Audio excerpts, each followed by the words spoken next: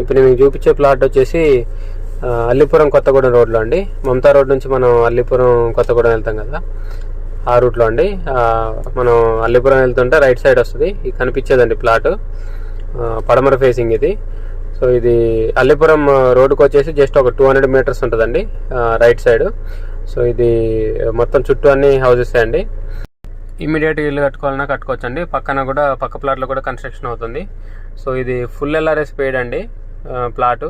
లాంగ్లో కనిపిస్తుంది కదా, అది రోడ్డు జస్ట్ ఒక 200 మీటర్స్ ఉంటుంది వాకబుల్ డిస్టెన్స్ ప్లాట్ దగ్గర నుంచి మెయిన్ రోడ్డు. ఇది అల్లిపురం 100 ఫీట్ రోడ్డు.